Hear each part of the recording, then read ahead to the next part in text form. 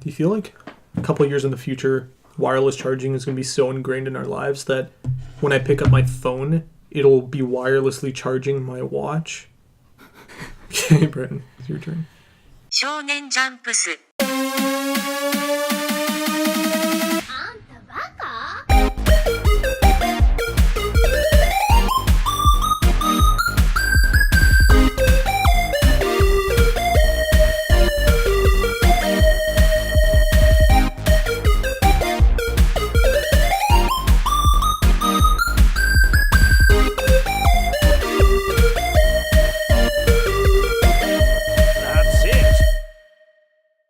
Who knows best? Never knows best, baby! What up? Welcome back to Shonen Chumps, the only goddamn anime podcast on the internet that features the three of us. As always, I'm Brennan. I'm Sean. I'm Dylan. And every couple weeks or so, we watch an anime together and then sit down and talk about it. This week, we took a ride on a shooting star, motherfucker. I feel like you hesitated. Like, should I swear here? I know. I was like, you know what? Maybe we're starting off too intense. Maybe I need to start easing into this. Anyways, it was Fooly Cooly.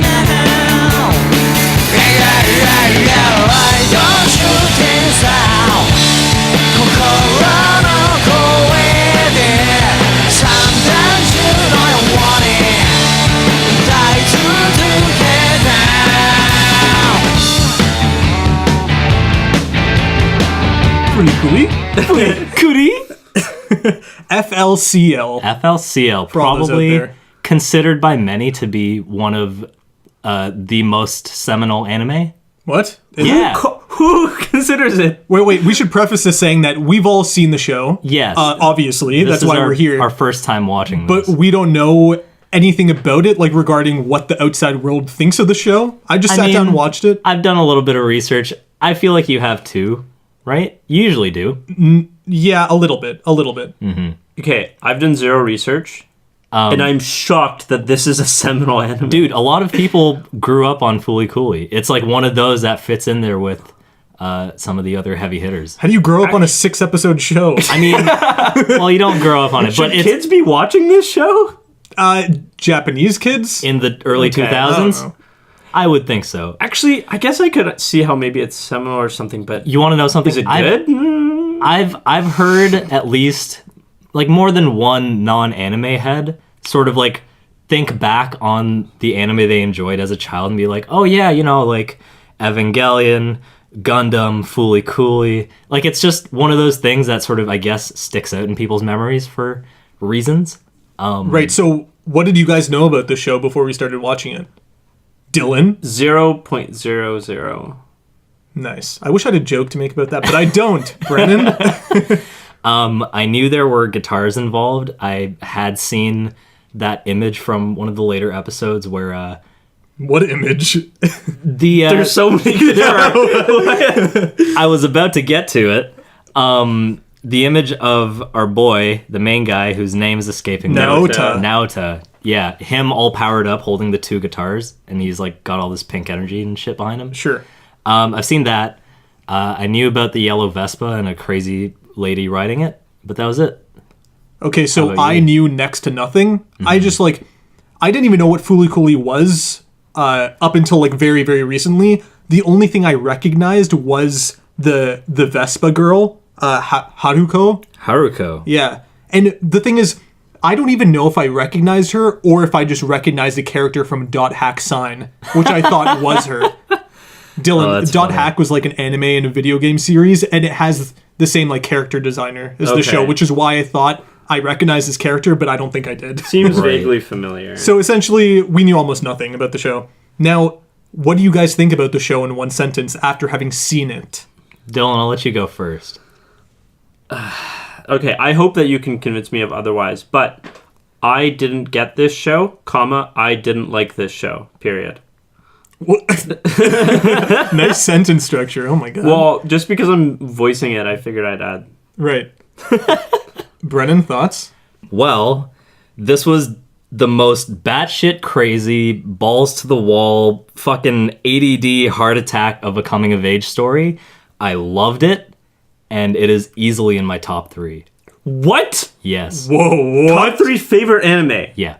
Oh my god. I feel like we can't even... I just want to dive into why. Wait. Okay, we will yeah, though. yeah. But those are polar opposite responses. Yeah. And that's funny because for me, I'm almost torn like 50-50 with the show.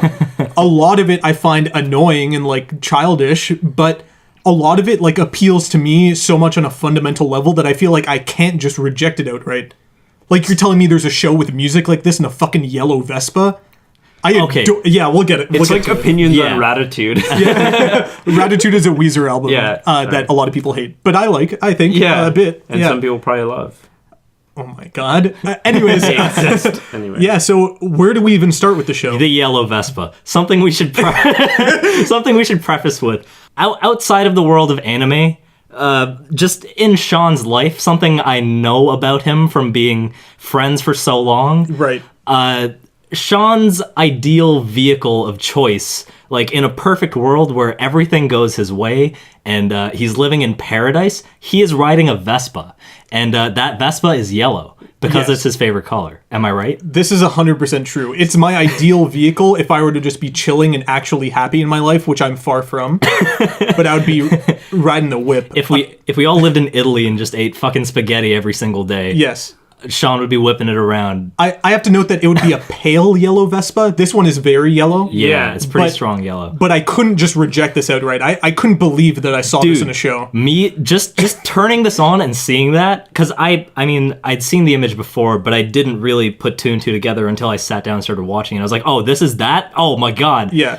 I was like, what the fuck? This is crazy. Sean's gonna be losing his shit wherever he is watching this. So I can't necessarily Wherever he is. Probably at his house. I can't necessarily explain my feelings towards a yellow Vespa, but it's akin to like you listener right now. If somebody said, hey, you can have this motorcycle and go like ride across the country, that would sound like true freedom to you. Maybe jumping on a yellow Nimbus cloud and flying around would be true freedom. My version of that is a yellow Vespa, a pale yellow Vespa. I don't think I knew how passionate you were about this. I knew you liked yellow, and I think I know you like Vespas. Right. I mean, Dylan, it's I entirely didn't know- possible that once I actually sit down on one and ride it for 5 minutes, I'd hate it. But the fantasy of it, You immediately die. But as long as I die in bliss, how that's- can you complain? That's the best way to go out. Exactly. No helmet. Yeah. Anyways, we talked about the Vespa. Yeah. Do we talk about who rides it? Haruko Haruhara. Haruko Haruhara. And that is a mouthful of a name. If I've ever Them heard definitely just trying to throw a big fuck you to the audience. Yeah, being like, yeah, who's a yeah. character whose name you can't pronounce? She is Haruko Haruhara. Haruhara. Fuck. Haruhara, yeah, okay. Yeah. I was going to say. Haruko Haruhara. is Yeah. an agent of chaos. Well, And good God, she has do I like a love her. specific job title. She right? does, yeah, because she's part of an organization that we're only given very little information about. She's some kind Right. of alien, right? She is an Yes. alien. She's not of this earth. Yeah. Right. So she comes to Earth, she comes to this town because this scientific organization or some shit is holding her like lover hostage, but she wants to capture that lover and take its power to become the most And powerful then person kill him ever. or something? Medical Mechanica. Right.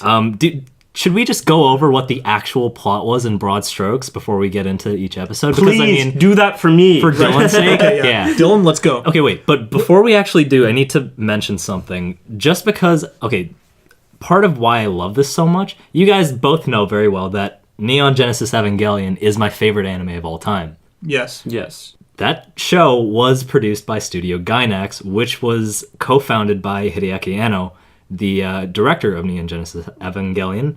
And this anime was also made by Studio Gainax. So Right. there's a lot of visual cues, references, and throwbacks, and just generally, even the storytelling. Even though Anno didn't have anything to do with this show, he didn't direct it, a lot of what happens in the show, although the themes are different and the approach is a lot different, reminded me of Evangelion. On an episode-to-episode basis, this feels like Evangelion Yeah. if it was told by a child. Yeah. It's like a 5-year-old went and watched all of Evangelion and then came up to me and was like, Sean, let me tell you the plot of this amazing show. Yeah!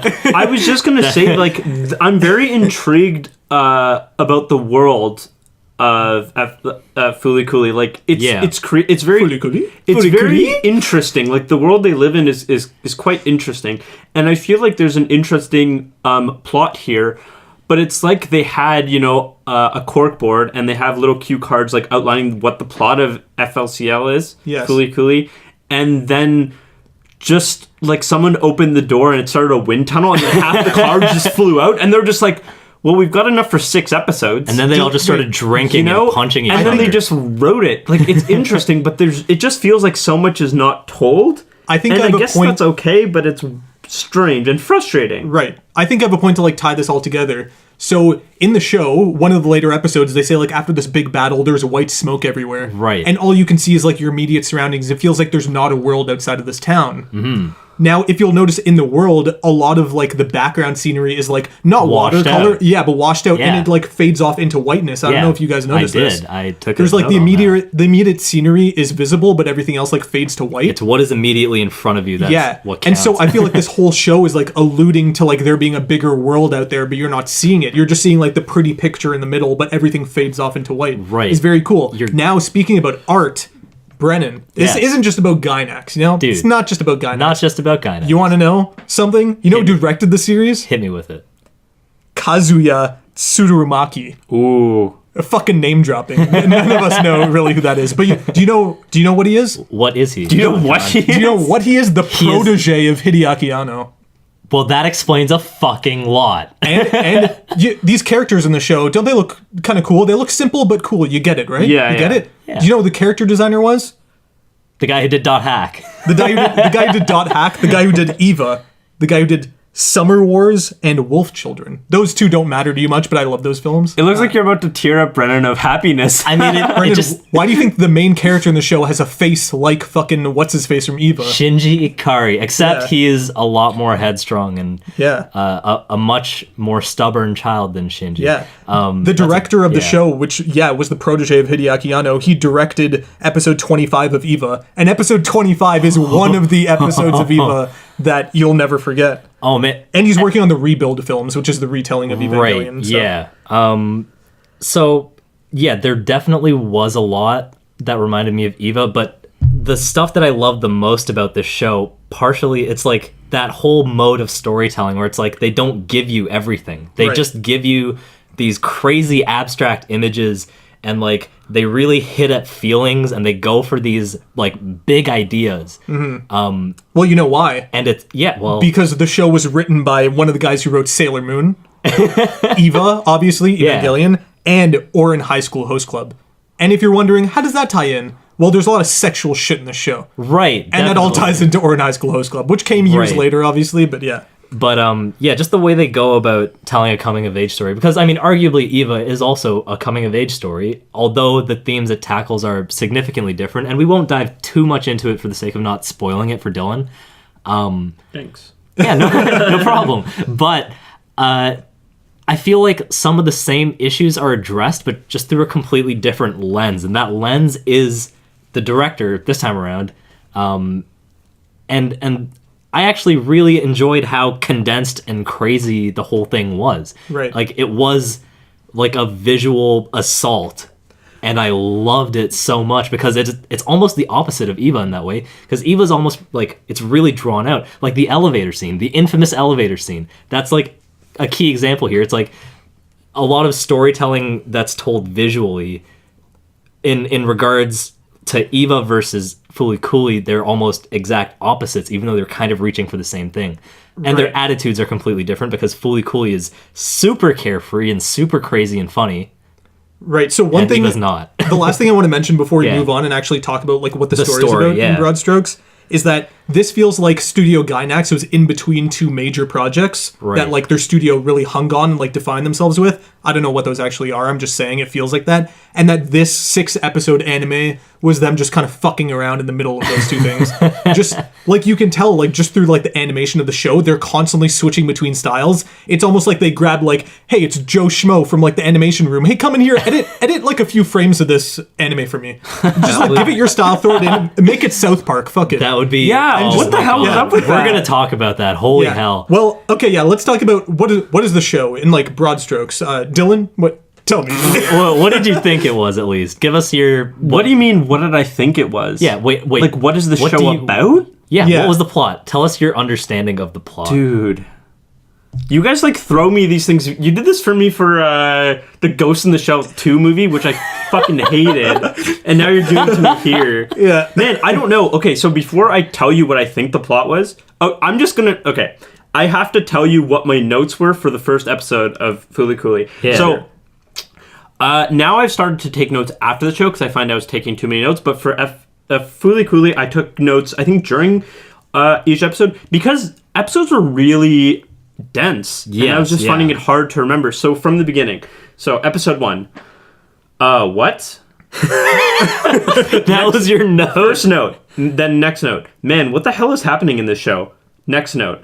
I'm so confused. Are they actors? That's because I think one of them faints and then they cut. And it's like, that must have been really hard for you to do. The fourth wall break. Yeah. Yeah. So it's like, are they actors? The 3D panorama shot. Yeah. So we have, what? What the hell is happening? I'm confused. Are they actors? The next note is in all capitals. What the hell is going on in this show? And then the note after that is, Fooly Cooly. The dad said it. So That should be the tagline of the whole show. Fooly Cooly. The dad said. And a lot of my notes throughout this show was just like, huh? Like, I don't get it. Like, and then I just abandoned just voicing my confusion because I realized this was going to be every episode, me just being like, what? So then I started taking notes on the happenings of the show. Right. So, alien girl comes to Earth. And has a mission, and it seems like she needs some kind of like portal for her to like use weapons or some shit, and she uses Nauta's head to do that.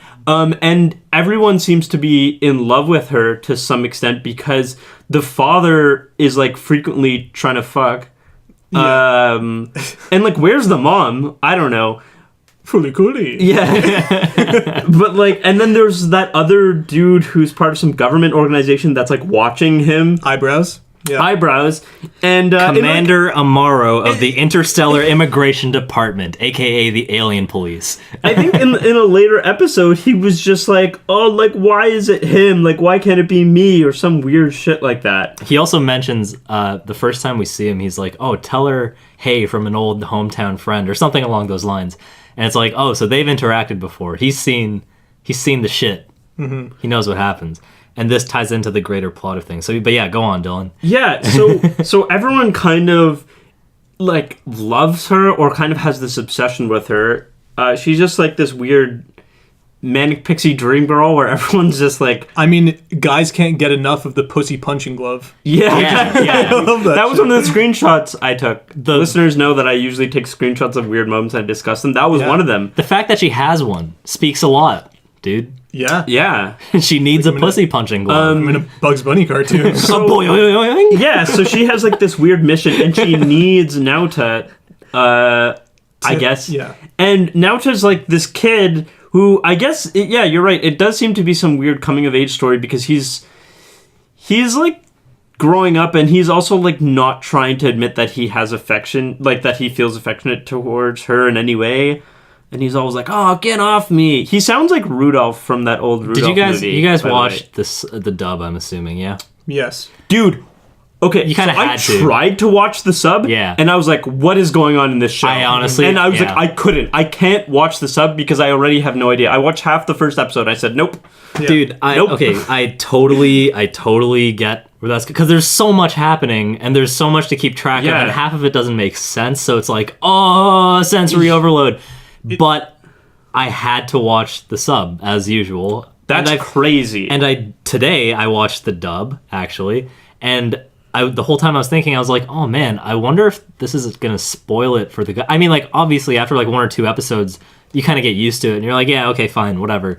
Fooly Cooly. But I was kind of like, oh man, maybe the guys aren't going to like this as much as I did, just because in Japanese, it kind of has its own certain charm to it, and it feels less cornball just because of how crazy and over the top things get, and like they make stuff up that sounds funnier in Japanese because they're not saying real words, but they're saying them in the context of Japanese. But when they translate that context to English, it's like it just gets really confusing and it feels forced almost at times. And I was like, oh man, I get what's going on better in English, but it's also probably less stylized and sort of Like it has less of a feel to it in English. It just feels kind of cheap and shitty.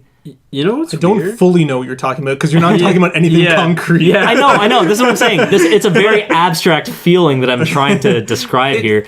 But I felt like the sub was more charming, and it gave the craziness a pass. I guess Whereas in so. English, it just seemed kind of dumb and corny. You said childish earlier. I get Sure. why you would think it was childish. Right. Because hearing the dub, I was like, man, this is kind of meh.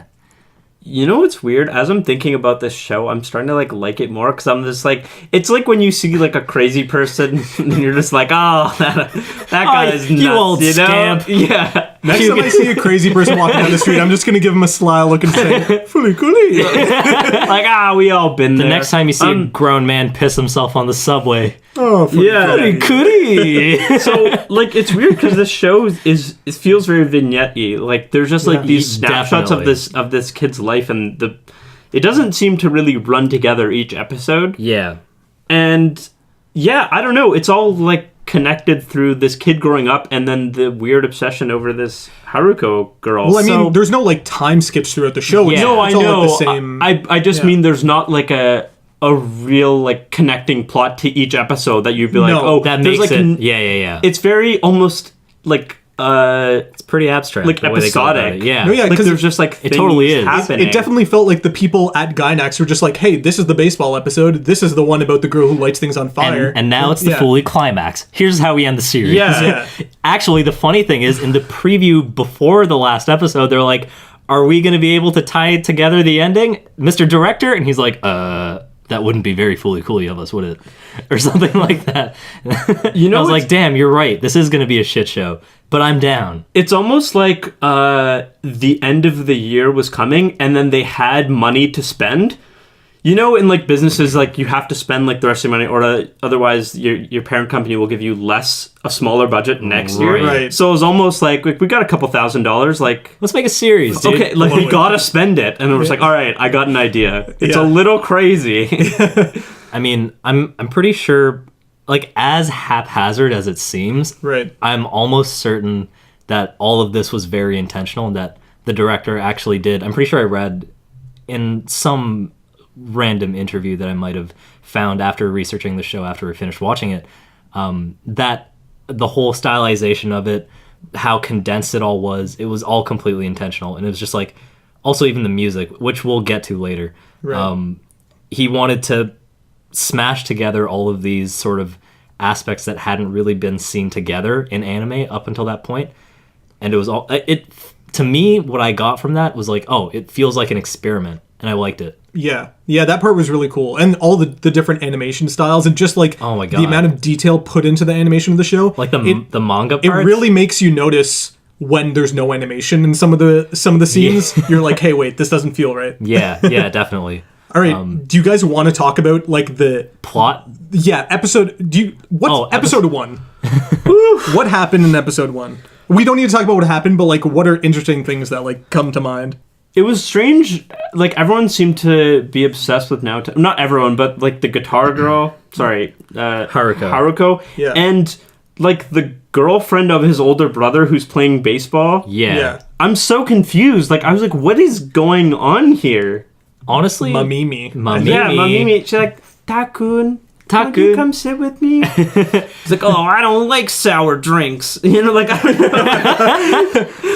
Oh man. Right. Get off me. Oh, you're supposed to be with my brother. Like, I don't know. It was so weird. Dude, Yeah. for me, there was like so much going on and not enough going on all at the same time that it made it compelling, and I wanted to know what the fuck was happening. So I was like, this is amazing, and I want to know where this is going. This show is way better on a second viewing. I just totally. rewatched it again recently, like in the last 2 days. Yeah.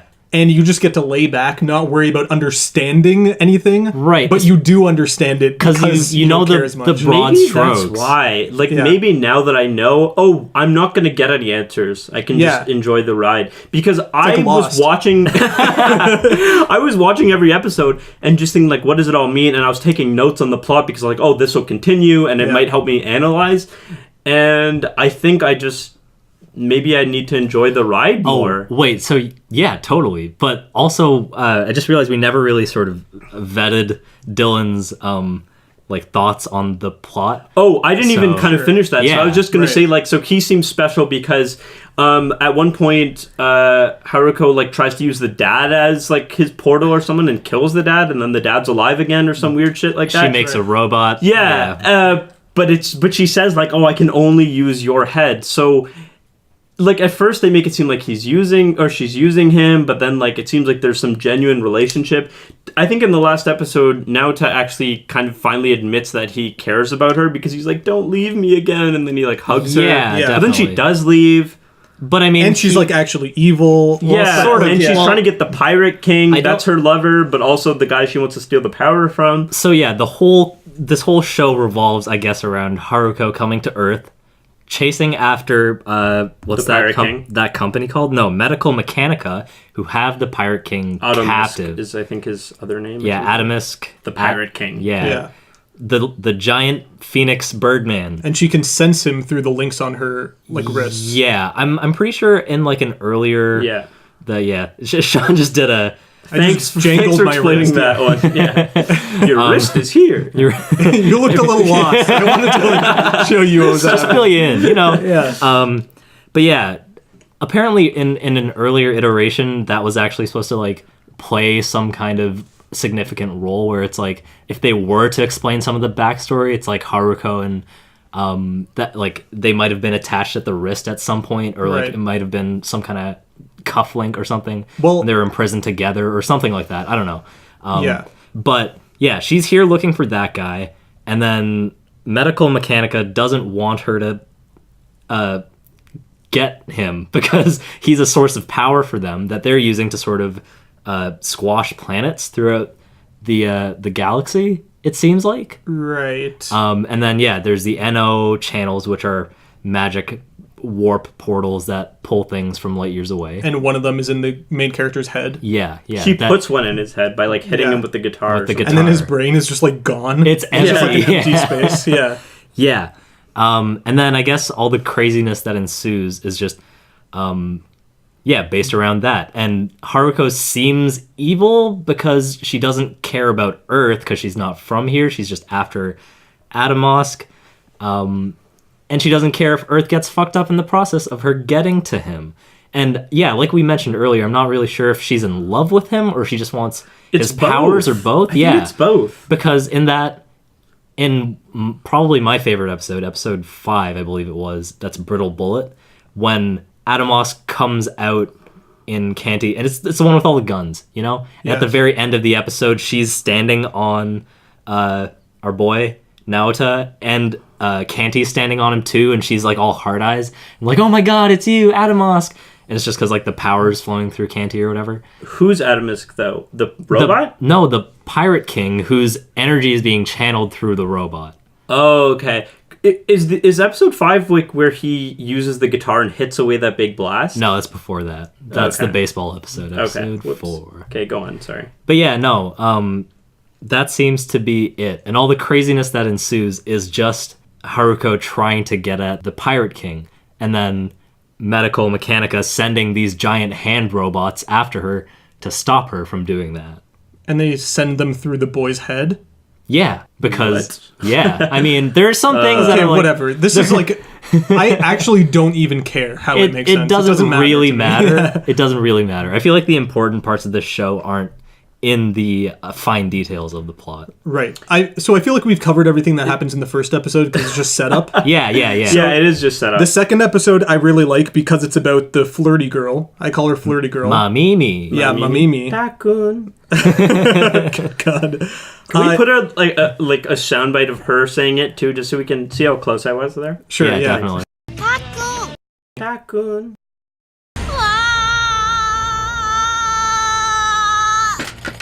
That's funny. Yeah, no, she's like a really interesting character. She's Yeah, dude. 17, whereas like the main character kid is 12. She, I guess, feels like she's been left behind because her boyfriend. It's up in the air whether or not they were even dating. She just had Oh, a I thought huge they were. crush on him. They probably were, but like, come on, she's a loser, Dylan. He has an Yeah. American girlfriend now. Yeah. Get it straight, dude. So she's a loser. She gets bullied. Her parents, like, I think, aren't together or something. And she has no money. She's poor. Yeah, she eats like- stale bread. Yeah. Stale She's like- spicy bread. Her life totally sucks, and she like Plays tries to video hit on a games 12-year-old to like make it better. because he's related to her ex-boyfriend. Yeah. I feel like Brendan's my hype man right now. Whenever I say a sentence, he like says something right after. Get him! Oh my god. Sean Conn! There's like a weird point where she has a seance with cigarettes around her. That's in this episode, the second Yeah, episode. no, I know. That's what I'm Guys, talking it's about. amazing. She has the cigarettes all lined around her, and on her head is a headband and two like of those long barbecue lighters yeah. just hanging out like horns at the top of her headband. Yeah. It looks amazing. I only noticed it my second time watching Yeah. it. So she becomes an arsonist because of how sort of disenfranchised she's feeling, more or less, by the world. Yeah, so it's they hint at the fact that she burnt down their last school or And- the last high school. And yeah, her brother, or not her brother, Nauta's brother saved her from that fire that she Yeah, almost yeah. accidentally killed herself in. And so they almost probably were never dating. He just saved her, and she loved him. Yeah, and she's then like, he oh my god, left. senpai! Yeah. And he's like, I'm gonna go fucking play baseball, bye. Yeah. The dream. The dream. No, I hate baseball. I feel like they set apart Mamimi's look from every other anime girl character because her lips are so like Pouty. big. Yeah, yeah, So yeah. pouty. And she's pouting all the time. Yeah. Yeah. And there's like this show will always show you either explicit or subtle panty shots. Right, yeah. Like you're Yeah. always just seeing up this girl's skirt for some reason. Yeah. It is a little bit extreme. Sometimes it's like jokey, like, ha, look at this. And sometimes it's just like, hey, But look at this. we know you want to see this. Like, fucking look at it right now.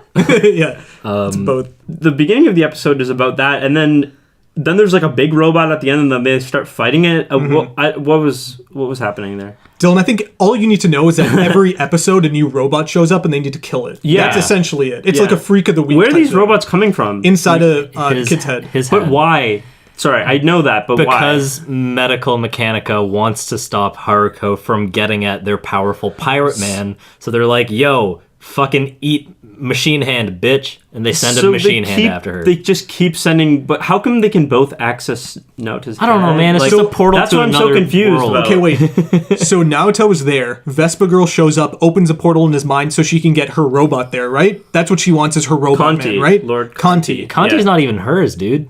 But What? why would she open up the portal if So she's she not can trying to pull get Conti? weapons out, man. I thought that was She's her boy. trying to pull I thought her the guitar- robot was her boy too. Yeah. Well, she made him Because he her boy. fuses with the robot at Well, different okay, times. get too, this. right? The very first thing that happens when the robot comes out of his head, a giant hand comes out, right? they start That's evil, fighting, right? and this Yeah. robot. But the robot is already fighting the hand. Why does they need to turn it to their side? But okay, Yeah. there's one time, well, we literally see her smack it with the base, and then it turns blue. Yeah, that's a nice sound. I love it. I do like that. And then he turns blue, and then he starts making bread and being their personal assistant. Okay, I feel like we have to be done here. We can't talk about this. This is nonsensical. We can't keep going. yeah, we can't make sense Yeah. of this. No, yeah, show. we'll just move on to the next thing.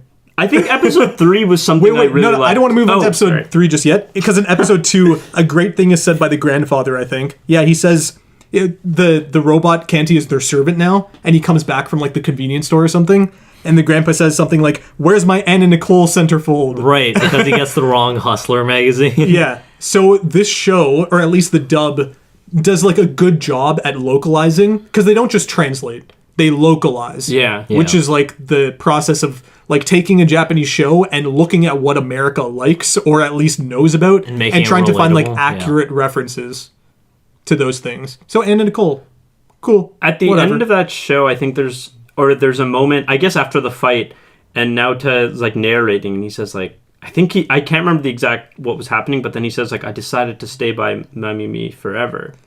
Yeah. I think because he saves her or something. Right, no, because I'm pretty sure he So- sees her perspective and just how kind of Yeah. pathetic she can be. So I guess Yeah. that was like an important point. I just want to bring that up because I could understand that point to some degree. I was like, okay, so Right. he's come to appreciate her a little more, Like like something. I like her character even though she's like kind of annoying, but my favorite character is the one that the next episode is about. Ninomari. Yes. Yeah, I think episode Yeah, 3 was she's- my favorite episode because I understood most of what was going on. Right, yeah. And I liked her. Because you get that like her parents are splitting up, there's some Her controversy. dad's the mayor and is sleeping with the secretary. Yeah. Yeah. And it's still told in a really sort of funny, happy-go-lucky way, even though it is kind of serious.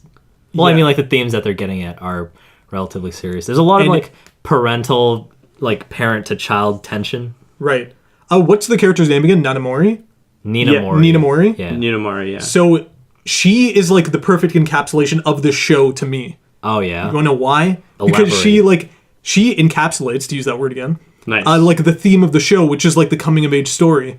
So she wears these glasses that don't have lenses in them because she wants to look older and like grow up. Yeah. What's her face? Other flirty girl smokes cigarettes Maybe. that say never knows best on them because she wants to seem older by smoking. Yeah, that's true. Main character dude, I don't know anybody's name in the show. Sorry guys, Jeez. Naota. Hakun. He starts to try to drink these like Sour bitter soda, drinks, yeah, sour yeah. sodas, Yeah. because he wants to seem older when really all he ever wants is the sweet drinks, Yeah, dude. 'cause- Keep drinking the sweet. Oh man, I love that whole aspect of the show. It's Yeah. fantastic. So, Glasses Girl. And she's like the lead in the play too, Yeah. and she like bribed Rigs people. it? Yeah, Yeah, rigged yeah. To it. make Naoto The cat. the cat, Yeah. the Puss in Boots. And she's like, "You better show up to rehearsal," and then he doesn't. Oh yeah. Wait. To hang out with Mamimi. About cats, the second episode ends with somebody saying, I guess in the preview, saying anime directors like cats because they don't have to take care of them. And then the next episode, which is episode 3, starts with the teacher giving a lesson about cats. It's like clearly they just want to throw cats in the show as much as Right. possible because they all have them at home. Yeah. I feel like I was going to mention this before we decided to stop talking about the mechanics of the plot and what is actually going on. Right. But Haruko's using their fattest cat as like a beacon to communicate with someone. Right. Oh, The fattest cat. right. And The fattest cat has like actual balls, right? Yeah, yeah, we see it. Yeah. In the episode where there's the robot, the baseball episode. Yeah. They're like, oh, who's the cat and who's the mouse, and they're having this crazy surreal sort of section. We literally see the cat's big fucking swinging balls while their decapitated heads just for like roll around the place. It's like, what the fuck, man. So I love episode 3. Yeah, Because it's obviously really it's good. about my favorite character that I can't remember the name of. Nina Mori. Nina Mori. Nina, I think it's Nina. Okay, well, whatever. Whatever. we're Anyways. closer than Shonen. Yeah, okay, so she's great. She's voiced by, and I noticed this immediately in the first episode, she's voiced by the same person that voices Rika from Digimon Season 3, and that's why they sound exactly the same. There you go. The heartless female character that I love. Literally, Rika in Digimon has like a broken heart on her t-shirt. She's heartless. Oh yeah. That's And weird. that voice actress also voices Edward in Cowboy Bebop. Edward. Oh, cool. Yeah, Edward. Radical Edward. Yeah. So yeah, I love that voice actress. And on top of that, there's 2 great parts of this episode that I love that I just want to get off my chest. There's the one where main character boy and Glasses Girl are talking. They're talking. Yellow Vespa comes towards them, hits them, and their heads smash together as if they're about to... Wait, they're about to kiss in like slow motion. Camera spins around like Matrix style. Like Yeah. it did the first episode. Yeah, but then their heads smash together instead Yeah. of kissing. That's And pretty on top good. of that, the Vespa flings past them, and it perfectly lands straight up with the kickstand up. Oh yeah. Were they about to kiss though? No. The They just fling sorta- almost made them kiss, and so it made you think that they were about to kiss midair, but then their head smashed But they together. do kiss earlier in the episode because she's like on top of him or something, and then like something comes out of the back of his head and it pushes his head towards. You're thinking Wait. about the gun episode, That's in a later episode of the and different he's character. kissing Haruko. Yeah. Wait, what? In no, Red is Bullet. it? Pretty sure, Sorry. yeah. The Whoops. hammer, the gun hammer pops out of his head. Right. And they make it. But when the thing crashes, they do actually kiss, but they also smash their heads, right? I'm pretty sure. I think that's the note that No. I have. I said they kiss kinda. I don't think they kiss. Okay. They're like about to, but then their head smash. Anyways, another big part that I love of this episode is near the end when the thing I guess grows out of her head. Oh yeah, The yeah. giant monster. Dude, this is And like she's like fighting with her legs, Yeah. and her underwear comes off Yeah. onto the robot, onto Onto Canty, Canty. and Canty's just like struggling to Like, get oh. it back onto her legs. yeah. It's really funny, just like how it's Dude. animated. He's trying to like push her underwear That back on. entire action sequence, every action sequence in this fucking series is amazingly animated. It's beautiful, dude. Yeah. It makes me want to And cry. It's This so good. episode shows like her journey doing what the other characters in the show aren't really able to do until the end of the series. Right. Which is grow up a little bit. Yeah. Like by the end of the episode, she has like a haircut. She feels Yeah, like she's she's leading the changed. play and she doesn't give a fuck anymore. Right, And dude. even in a later episode, I think episode 5 or 6, her and her group of friends are all talking about the main character. And they're like, what's wrong with him? And she's like, he just doesn't know how to express his feelings. I did it to my parents and I cried. Right. Yeah. And now I'm like this. And now I'm better. Yeah, exactly. Yeah. You just got to do it. She's somehow the most adult character in the entire show. Not Right. even the main character's dad, who's like, oh, Fooly Cooly. Fooly Cooly? Yeah. It's like, oh my god, I can't believe you're doing these perverted things. Yeah. So that's my 2 cents on episode 3. Yeah, definitely a great episode. Also, there's like this weird underlying plot about curry being too spicy, like throughout it. Oh, They're like whole eating series? curry. Oh, yeah, yeah. No, in that thing, that one. right? right. Anyway, I just like that. Then I think he's just saying he's like not admitting that it's too spicy for him. He's like, I Right. can handle it. I think that's another thing, like the bitter drink. Like, old people handle spicy food. Yeah. Right. And he doesn't want to let on that he's still young. He wants to grow up. He wants to be a big boy. Yeah. All right, episode 4, baseball. Baseball. Yes. It's really funny that all of the supernatural space characters are just like naturally gifted at the sport. Like Haruko's just wrecking the grandfather's team right away. Right. Well, it's obvious science, Brennan. It's like Superman. He comes to Earth and his like genes are all like amped up because of the sunlight, because of the density of the planet. Because density and science. It's science, dude. Science. Yeah, not magic. So, But yeah, it's pretty good. the first thing I liked about this episode is when the main dude's dad is massaging Haruko with his chin. Oh Yup. my god. And the kid just walks in and he's like, What is are going- you doing to her? He has a kid. Like, first of all, this is one of those episodes where it's like the premise that throws you was like too crazy for me to follow, and I had to watch it like 5 times to be like, what? Did you Like, watch there's it 5 times? No, not 5 times. Maybe like to know. 2 or 3 times. But man, always trying to call me on shit. Fuck, dude. Throw me a bone. Anyways, Yeah, dude, he's your hype man. And Exactly. This is how you treat him? I'm sorry. I'm trying to, our dynamic works in opposite ways. Yeah. I love Sean and he hates me. trying to ground you. Anyways, and I'm just okay with both of you. so he has Dylan doesn't care much for either of us. He's got a plug coming out of his ass, and I was like, "Why is this happening?" I thought you were talking about me. No, not Dylan you. doesn't care for us. He's got a plug. He's a robot. No, if you notice when he's giving Haruko that chin massage, he's got a cable coming out of his ass. I did not And notice that. she's saying all this shit about, ooh, electric massage was a good idea or some shit. And I was like, I guess this is just part of the quirky shtick. Like, this isn't an actual thing. And then later on, realizing what was going on, I was like, oh, okay, so it's like an NO channel that she made in the form of his dad that's actually a robot and it's electric, and that's why. And that's also why every time they're making out or doing something sexy, it's like he's got this dead expression on his face. And the whole time I was like, well, his dad was so excited and so crazy and so passionate and off the wall about his son having some kind of relationship with this girl that wouldn't he have a similar like facial reaction at least when he gets a shot? And so the real dad is dead inside of a closet right He's now, right? dehydrated as shit, covered in cockroaches. Right. Yeah, and you get all this weird imagery of like the headless dad Yeah. and like the cat's asshole and balls. Right. Ugh. And like different heads dropping. Like I'm pretty sure when Haruko offers Naota to like coach him and She's be like, holding his head. Yeah, like his head drops. Or like, yeah, he's holding, I don't know whose head's in her hands. Is it the dad or is it Naota's? It's Naota's and the dad's head drops. Drops, right? Yeah. But like, I was like, oh man, this is too surreal. I'm just going to wait until this is over and figure it all out. And this episode is when we meet the eyebrow man. Yes. Yeah. He shows up, right? He yeah. shows up and talks to Naota. Yes, He does, yeah. Yeah, and he's just like, be careful like About older her, and, women. like, He comes to his shop. don't Yeah. tell anyone else about this. By the way, can I have a receipt? yeah. What was that about? He's buying spicy bread. He's trying to be deep, but he's really just buying spicy bread. So in my notes, I have no idea what I was referencing here, but it says, "Man, the music is great." So I guess the music was really good. I also wrote that. I wrote the soundtrack is good. Can we Nice. talk about that in detail for a bit? Yeah, the band The Pillows The Pillows. writes the music for this, Yeah, they did the entire soundtrack. and the ending theme, obviously.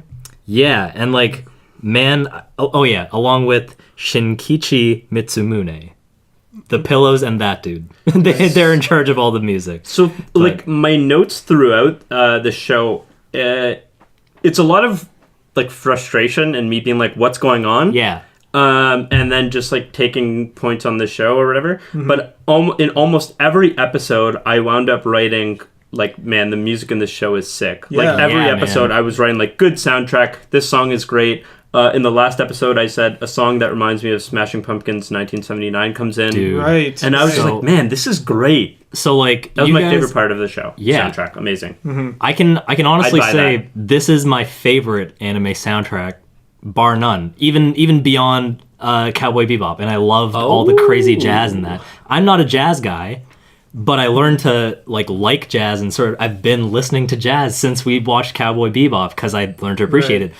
But if there's anything that's true, you guys know I love riffs. I love me a good riff, dude.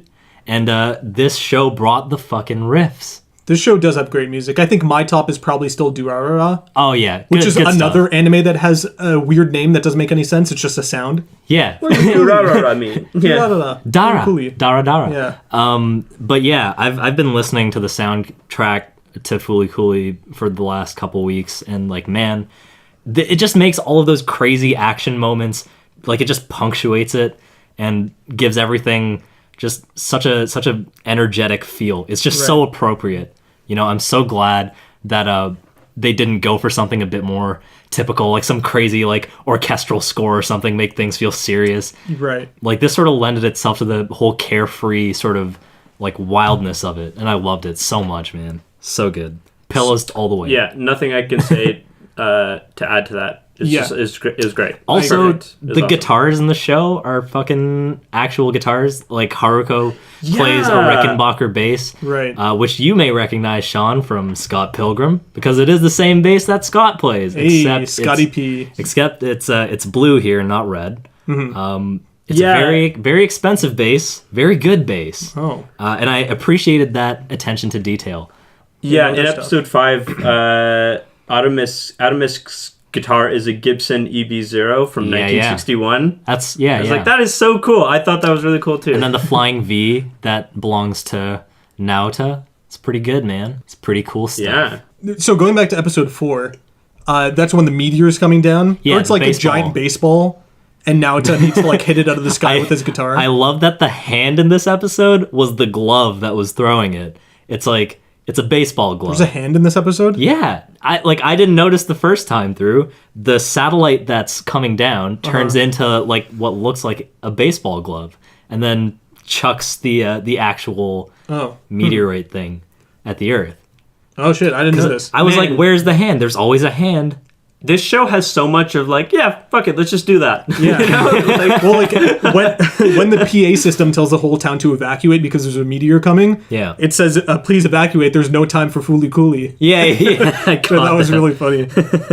Whatever that means. what is Fooly Cooly? I think it's fooling around. Yeah, I was Yeah. gonna say it must mean fooling around because then Yeah. it can have multiple like connotations. Then like depending on what. But sometimes they it's say used in. like, "Is there time for Fooly or Cooly?" And it's like, what is the difference between those two It's things? just nonsense. Yeah.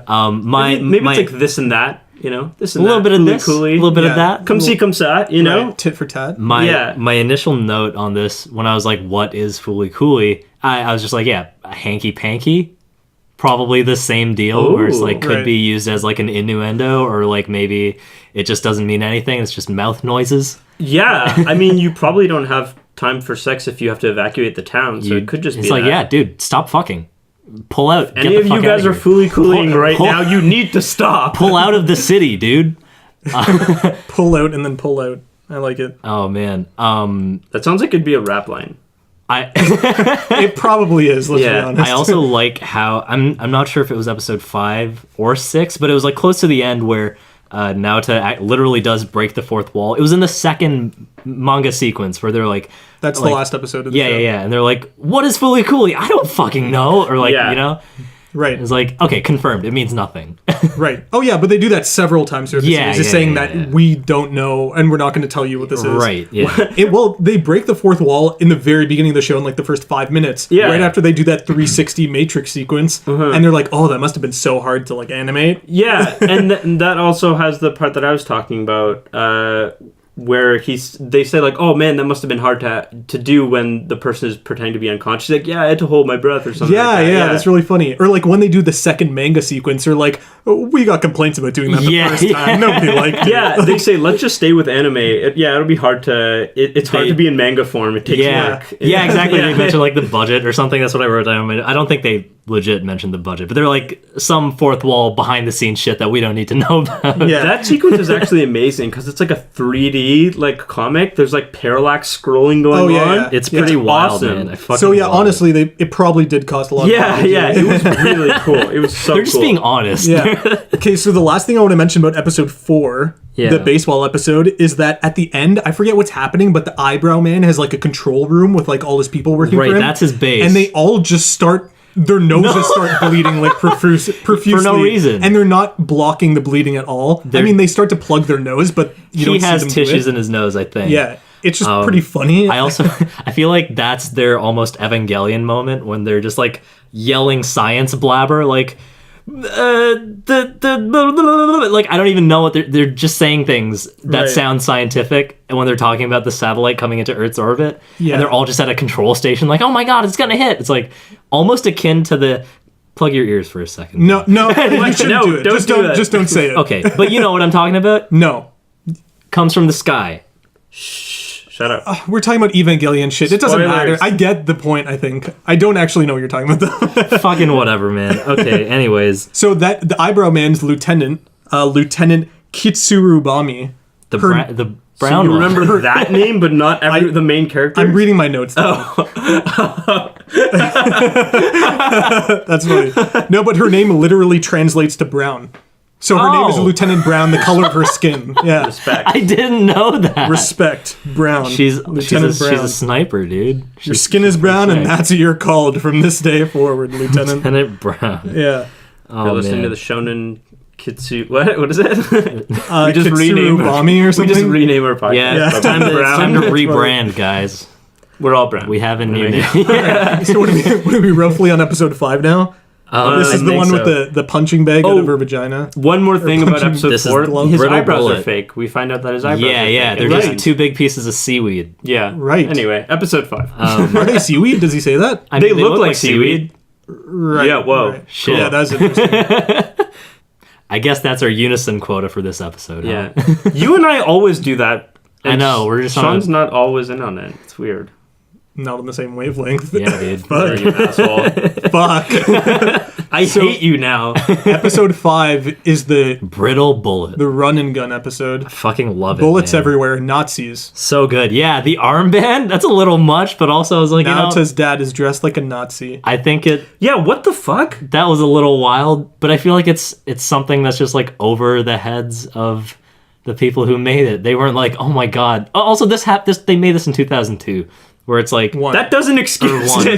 2001, yeah. They had Right. no idea. I mean, I feel like They didn't know what Hitler was back then. Yeah, Nobody was woke. No one was woke. No, I feel like they probably didn't offend their audience at the time with that, and I don't think they were trying to make any kind of statement with it. It's just like crazy. Look at this Yeah. part of our history. Sorry. Yeah, like I didn't think anything of it other than, oh, that's another weird thing Yeah, that the show does. That's true. I wasn't Yeah. It's like, another moment of just very little consideration. Just kind of being like, yeah, whatever, let's just see what happens. Nah, Yeah. guys, So throw it in. guys, no, it's time for a think piece. Fooly Cooly, secretly racist? I mean, there is a South Park bit in this episode Yeah. where Eyebrow Man is animated like a South Park that was character. fantastic. That came so out of left field, and I was And it's only there blown for away like by it, 3 man. seconds. yeah. It had no purpose other than just being like, look at this shit. Also in this episode, Vespa Girl, sorry, what is her name? Haruko. Haruko talks about American bands, at least in the dub, mentioning like Red Hot Chili Peppers. Oh, yeah, that's yeah. right. Rage I Against the actually- Machine. That's so thought that was crazy. cool. And she man. dresses like Elvis for like a She's got a second. pink pompadour. She's doing a helicopter with a Rickenbacker. Mm-hmm. It's like, man. I actually enjoyed that sequence in both Japanese and English. This is the episode where she kisses Naoto. Naota. Yeah. What's her actually, name? Haruko. yeah. Yes. Although Takun tries to kiss Mamimi. He but tries she's to not into date. it. He tries to date Mamimi Dude, this episode. 'cause- But then she's not into it. She likes... yeah, Yeah. something- maybe because she's Face. growing up. Something dude. I found fascinating about this whole episode is we get to see the 3 main sort of, I guess you could call them love interests for the in this context at least, and sort of where they sit and how Naota feels about all of them, and him wanting all of them in different ways, but realizing that he can't have all of them, and it's that typical childish thing where it's like, as a kid, you want everything. You want to have your cake. You want to have your kid and eat it too. Oh my god, am I like a spider? No, you want to have your cake and eat it too. And that was like an interesting thing that they touched on in this episode. Also, a funny thing I just got to mention before I forget it. Part of that whole Haruko pink pompadour sequence, there's a part where Naota looks at the camera and he goes, "This is hard to follow." And I was like, man, holy shit, if that isn't true. He does often say what we're thinking. Yeah. Like walking in on his dad, massaging over his chin. And he's like, what are you doing to her? Yeah. That's all I wanted to know. Yeah. What was going and on. I honestly appreciate the self-awareness of it all. But yeah, anyways, back to the themes of this whole episode. Yeah, that was really cool. That like love triangle. But he almost doesn't want to admit that he likes Haruko, because when Mamimi asks Takun if he likes her, he's like determined to not like her, so then he tries to like kiss her or whatever, date her, and then she's not into it. Right. So it's like really strange. It's because I guess this goes to the theme of the show, them both being childish. Like, he doesn't have the balls to admit what he feels, which is like what his character is about. Yeah. But I think because of that, it almost seems like he's more into Haruko than he is Mamimi. That's what I was getting from that moment, because like he was so trying to just push off the fact that he likes her that he tries to get with Mamimi. Anyway, what are you gonna say? That's probably it, and like you could tell he's forcing it. Yeah. And, but then at the end of the episode, it seems like he doesn't even really care anymore, because she calls him Takun. Is that what she says? No, she calls him her brother's name. Yeah. Which is maybe Takun. That's how she refers to during the brother, robot fight. Yeah, and he says like, He gets "Never so call me pissed that." off. Never He's call like- me that again. Yeah, It's so strange because you see this like crazy like duality where in the first episode when he sees Haruko slam Kanti with her bass, he's like, "Oh my god," or like in Japanese he's like "sugoi" or like something. I think in English he just goes "whoa" like really quick. I didn't even like notice it in English, but that was like a pretty like important moment for me. I was like, oh, like he admires his brother so much that when he sees like a little bit of him in someone else, like someone making a cool big swing with a bat-like object, he can't help but feel admiration for that person, whoever that person is. right. And that's serious. It's like, oh, okay, so like Takun worships his brother, but then in this instance, we almost see the exact opposite, where he's trying to like completely distinguish himself. And he's like, no, I'm my own person. Don't call out for my brother. I'm the one here rescuing you. And I was like, whoa, like maybe we're seeing this character like mature a bit in this episode. And I really like that. Yeah, I liked that moment too. I was into it. And that whole fight was really cool. And I think the reason that Mamimi or whatever, that's right. the reason why she doesn't accept Naota's like kiss is because she thinks that he's in love with the Vespa girl.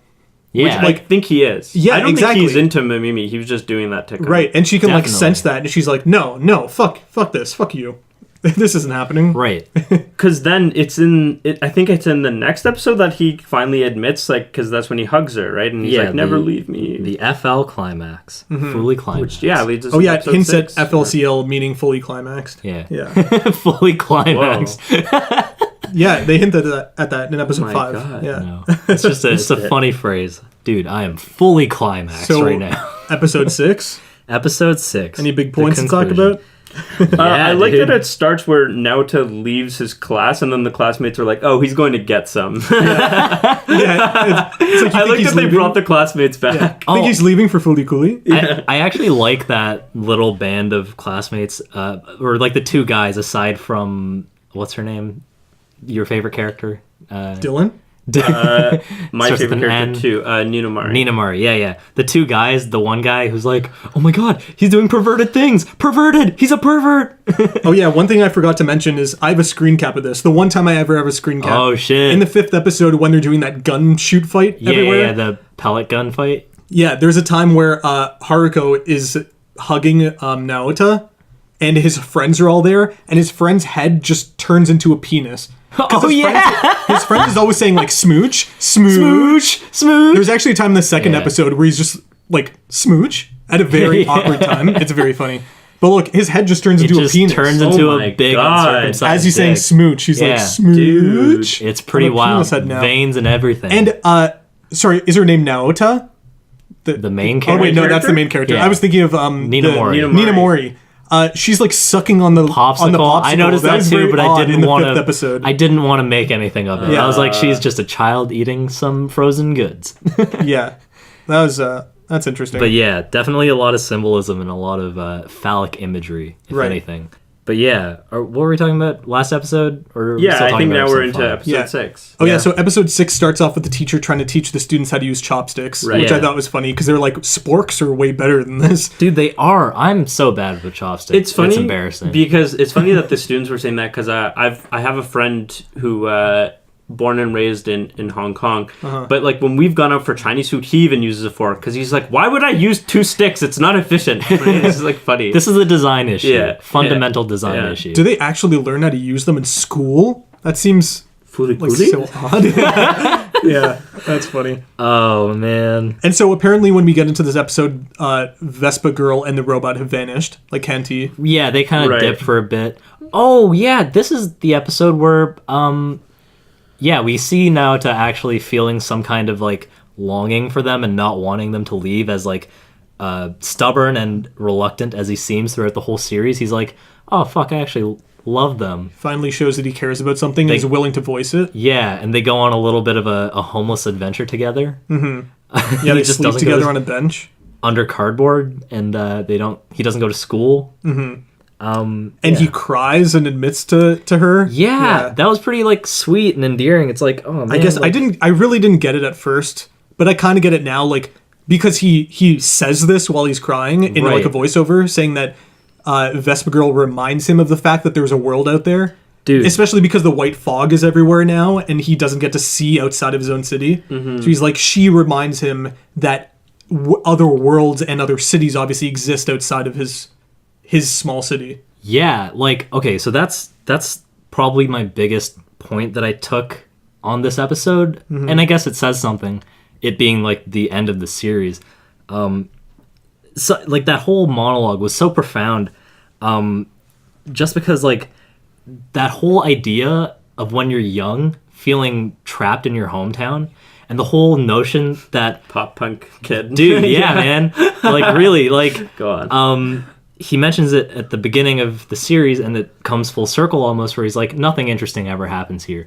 Even though all this crazy off-the-wall shit is happening, you know, like at the end of the day, it all resets back to normal. They graduate, they're going into middle school next year, and it's just kind of back to normal. And it's like, it's just crazy because that mentality is like, I related to it. I was like, man, because if you're like, I grew up in the suburbs, and like you guys as well. So I'm sure a lot of people can relate to that feeling of just sort of living in this place where nothing is too exciting and everything is kind of middling and lukewarm, and that feeling of sort of being stuck forever and being like, when is this gonna end? And like the whole analogy of like the white fog obscuring the outside world, making their whole town like a bubble, and Haruko being like the symbol of there being crazy adventures out there. I thought that was so amazing. I just love that whole monologue. That was fantastic. Because, yeah, his brothers, like, ascended and left them all. Yeah, he went to America, dude, to play baseball. American girlfriend. Yeah, he's living the dream. So, yeah, other, like, random shit that happens in this episode. Eyebrow Man gives eyebrows to Naota. yeah. Oh, man. love that. Naota's dad starts talking to his teacher at a parent-teacher meeting in their house. Yeah. And he explains how he let a hamster die. And then a couple minutes later, you see that scene again, and he says that the hamster's name was Hamtaro. Yeah, that was I'm like, what? something. Like that anime I used to watch at 7 a.m. before school? Right. Oh, man. God. Hamtaro. Oh, something I just remembered that we didn't really touch on was Eyebrow Guy. We kind of get a bit more of his connection to Haruko in the 5th episode, or the gun battle episode. Because when they're fighting, first of all, that's such a cool sequence when he and all his agents try to take her on, and she uses her gun or her guitar as a shotgun. But then they go out into the street and they realize that a giant hand is about to trash the town, and she uses him as a portal and pulls a tiny slingshot out of his forehead and makes a dick reference as always, and is like, it's so small and disappointing. Now it's much more Right. manly than you are. Oh yeah, right. That entire like seeing their relationship there was kind of telling about her or his character rather, where it's like as much as he may front and be like, I'm an adult, I'm doing all this sick shit, he was probably in the same position as Naota on some other planet somewhere where what's the company called? Medical Mechanico is probably trying to stomp out his planet or some shit. We don't know, but it's just cool to see that dynamic there too. So Mamimi is like walking around town with some dog. Oh yeah, that's the last episode, like, right? Yeah, the final Mechanical episode. dog, and she keeps feeding it, and then becomes a monster. I think she steals a bunch of people's cell phones and then feeds it to it. Yeah. And then she goes around town having it eat people's cars and bikes. She's doing this all to get revenge on the person who splashed her. Like, everything that she wants is, like, revenge. She wants to burn places down. She wants to steal from people. She wants to, like, literally eat their cars and then kill them, probably. Yeah. But, like, after this, she, like, grows up and leaves town and becomes a photographer. Yeah. I guess what inspires her is, like, the image of Naota, like, holding both his guitars. Like, Yeah. or one guitar, sorry. That is the image I Yeah. was talking about at the beginning of the podcast. Oh, okay, yeah. Got it. Oh yeah, right. Now you get it. Okay. Fooly Cooly. So yeah, that was cool. Like, I feel like the series for now, the season ends on Naota talking about Mamimi, Yeah. saying like, I wonder if she'll come back. Like, she left to become a photographer. Whereas life sort of And gets so, like, back to normal in the town. Because right? Yeah, it Haruko seems leaves like- too, right, to chase the pirate king. The series is like bookended on this character, Yeah. Mamimi, almost like she's the main one. Yeah. But also, there's this other character, the girl we were talking about before, whose name I'm almost forgetting. Nina Mori. Nina Mori. Jeez, dude. Sorry. Sorry, it's okay. Yeah, yeah. No, it's fine. yeah. All I these know. names are very hard to remember. Yeah. It's not like any of the you're- other anime that have very easy to pick up names. Yeah, so she's like, she also seems like a main character because she's the only one who actually grows up fully, and you see that and she stays grown up to an extent. There's a lot of people who could be the main character. The brother could be the main character because see everybody's so little always of him. talking about him and looking up to him. Yeah, yeah. There's a lot of different main characters in this fucking show. So you're talking about the future, right? Like you're talking about like later on? What do you mean?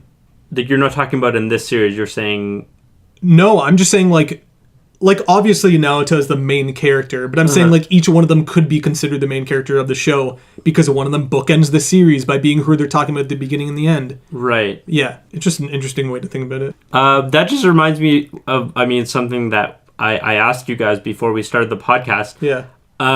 Because usually we podcast stuff that's like new or something that's like a classic, and I literally just said to you guys like, why did we watch this? You're right. And it's because there's something new coming, but I don't even know what is coming. I can tell you. Yeah. There's FLCL 2 and FLCL 3. Yeah, Announced dude. this past July. They're both coming in 2018 and they're both 6 episodes each. Okay. And apparently they feature a new female character whose teacher in school is Haruko. So it's not shit. I it's think. so this I is think kind of that's like an it. anthology It series, could be it doesn't the, follow Naota it anymore. could follow Haruko. Because, I mean, here's the thing. Naota has the chance to leave with Haruko at the end, which is so interesting to me. After seeing all this craziness, after she drops into his life, and shit literally hits the fan, and he doesn't want to let her go, and then he realizes, oh, she kind of is just in this to find Adamosk. And then she's like, okay, I'm going to go find him now. Do you want to come? That's like a call to adventure, dude. That is like the beginning of any hero's journey. It's like almost this whole series was a prelude of telling this story of like a young ordinary boy who is bored and is stuck in this like limbo of adolescence, and it's like, when is he going to get out there and have his adventure? And this is his chance to go on an adventure, dude. And he says no. He says, I'm going to stick around in town and drink my sweet soda and be a normal child. And I was like, whoa.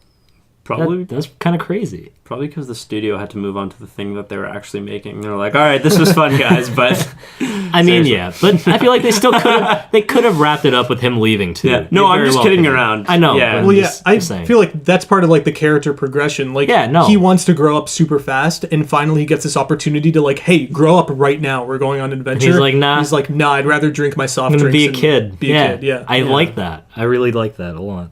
Fucking Yeah, I Michael liked Jackson that forever, choice. dude. it would kid be forever. obvious, right? What? It would be obvious if he left I guess. That would be like the obvious ending. It was cool that he decided, no, I'm going to stay in this town. That's the character progression that we see. Yeah. It's like he's become aware enough to know that he doesn't have to front like an adult. He can just be a kid while he's a kid. Mm-hmm. And I thought Which that was is cool. kind of nice. I hope he shows up again, but I don't know. I think when I was a kid, I wanted to be an adult, and now I wish I enjoy being a kid. Didn't everyone? I feel like when I was a kid too, it's like, the older kids are so cool. They get to do all this cool shit, and then you become older, and you're Filled like, with fuck, regret. Existential dread. Fucking take me on a space adventure. Where's my Adamosk, dude? I don't know. Yeah. Maybe. I'm asking you, Sean. Where is my Adamosk? Fuck. It's on a yellow Vespa in Italy somewhere. Yeah. Anyways. Oh man. All right. Any other points to bring up about the show, guys? Nah, man. I had a fucking blast watching this, and I am super ready for the new shit. This was hard to watch for me, but I think maybe if I just said, this show's not going to make sense, and then I just watched it, I probably would have enjoyed it more. I guess I'm intrigued to see where they go with these new series. But I don't know. I'm shocked that it's in your top 3, Brennan. I'm shocked. This is... I'm shocked, too. What's 2? It what, shocked Death Note, me. and then 1 is Eva? 1 is Eva. Refer to the fucking top 5 episode, dude. I don't remember. Oh my god. What do I have to say? There's like some of the voice actors we might know from other things. Like the person who voices Mamimi also voices Eureka, I think, from Eureka 7. Oh, yeah. Hinata in Naruto, which is the blind female character, I'm pretty sure. What do you laughing? I don't think she's blind. I just think she doesn't have like distinct pupils because of her fucking face. Oh, yeah, is she not blind? Whatever. Yeah. She fights with her palms. Anyways. And she voices Sailor Moon in the new Sailor Moon, though, not the old one, which is Sick. a letdown. The person who voices Haruko, we're all talking about the dub right now, not the sub. Yeah. The person who voices Haruko voices Celti in Durara, which is kind of weird. I don't really see that, but that's interesting. Strange. The guy who voices Commander Amarao, is that how you say that? Amaro? I just said Amaro. Eyebrows, voices Anjumon and Digimon. Nice. That's pretty fucking jokes. What else? Is there anything good? No, I guess everything's pretty regular. Besides the person who voices Nina Mori voices Rika in Digimon. Yeah. And Edward in Cowboy Bebop. Lots of Digimon alumni, eh? Yeah, dude. And that friend that nobody cares about, Masashi Masamune. No idea who that is. Is that the one who's one like, of the pervert, trio of he's friends. a pervert? Or the other guy who's not that guy? The other one who's not that guy, I'm pretty see, sure, yeah. is voiced by Spike Spiegel. Oh, fuck. Wow. David That's Lucas, crazy. but he voiced it under his pseudonym name that he does not is his actual real name. He just needed fucking lunch money, He dude. voices That's it what this was. as David Lucas and not his actual name, which is Stephen Bloom, That's wild. which is very weird. Probably because it wasn't like an important role. Yeah. Oh, also he's Dodachin in Durara. Dodachin. I told you, no, don't call me that. Yeah. Call me Sue. Anyways, Whoa, flip the reference on me. Damn, dude. we're going all over the place today. Jesus. Man. All right. Okay, that's Yeah. it. That's all we've got to say about season 1 of Yeah. Fooly Cooly. See you guys for Fooly Cooly 2 and 3. Whenever that is. If you want to reach out to us, which you should, we've gotten a couple emails recently. You can email us at shonenchumps@gmail.com. You can tweet us at shonenchumps. You can listen to our podcast on SoundCloud, YouTube, iTunes, Apple Podcasts. Oh yeah, I was trying Apple, iTunes, Podcasts. and Google Play is the other location. Yeah, all those places. It's awesome. Those are all the things. Thanks for listening. Hit us up. Talk to us. We like talking to you. We love you. Ride on Shooting Star, baby. Never knows best. I can't think of another reference. Bye.